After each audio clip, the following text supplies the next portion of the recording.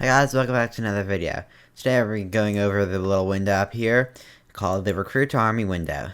As you can see, we just accessed it by opening a cohort, then hitting the Recruit to Army button up here. And then you can see this window. And up here, the two major points that you really look at, their focus is concentrated on right as you come in, is kind of these little pictures right here of the various troops and the names and the build button as well as. However, there's much more to this window that cannot be seen just by here. So if you hover over any one of the troops, you can see all the different stats. So this archers, they can assault, movement speed. Then you can kind of look at all this window, and it's different for every different troop.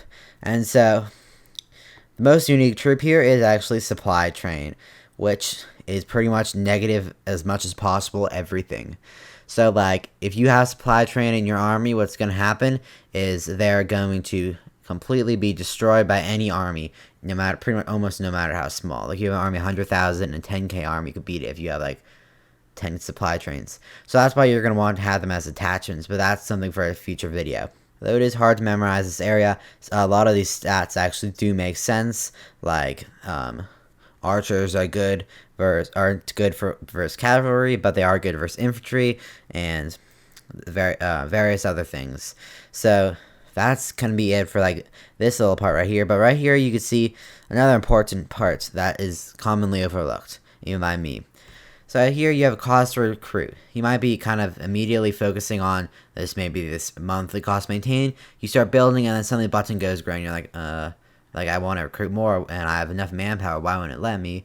Well, you don't have enough money to recruit anymore because it does cost money.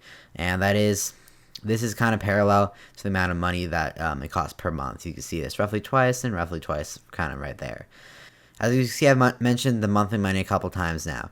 This monthly money is roughly, if you don't want to go into this window, kind of like the strength of each unit. So like light units like archers, light infantry, light cavalry with lights, even light in their name, are going to be a lot cheaper than heavier units, which are going to have more health and be able to do potentially more damage.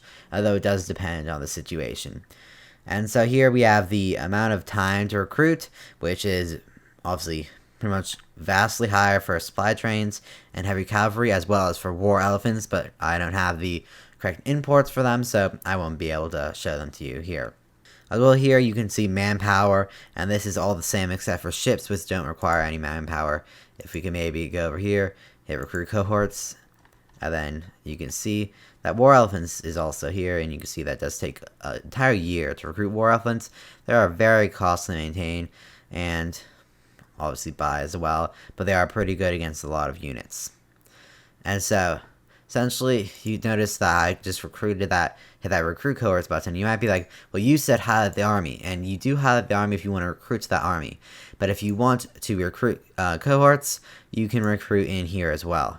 But a common misconception about this is it does not start generating cohorts anywhere. It only will recruit the cohorts in this specific province. So if you want to create a new army, what I usually do is recruit, say, an archer, said 25 days, or 45 days, sorry, and then hit build army, and then build however big of an army I want.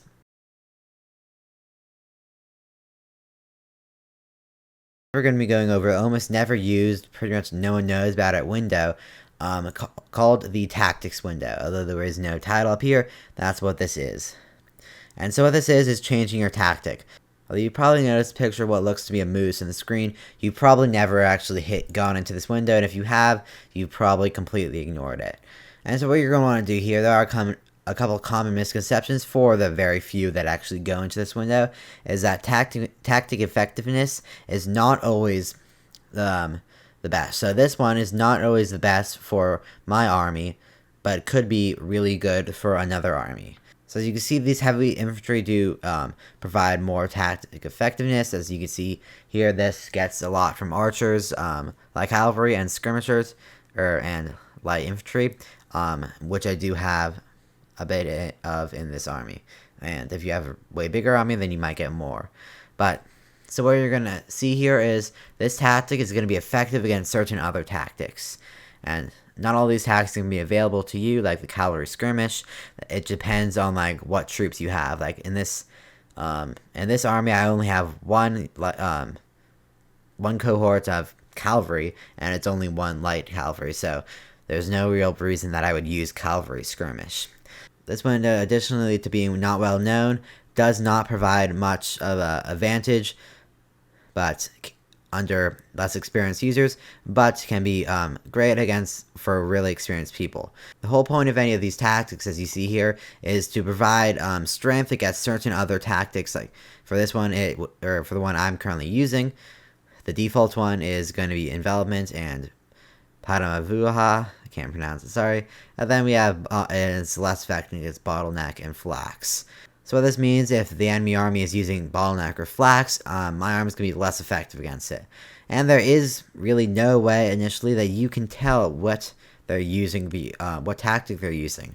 Just like if you were a general in these times, you would not be randomly spreading the word around that you're using bottleneck tactic or you're using some tactic, because that's really not very, strategic. So this one can be very useful into the right hands, but is not very easy to use for maybe more beginner players.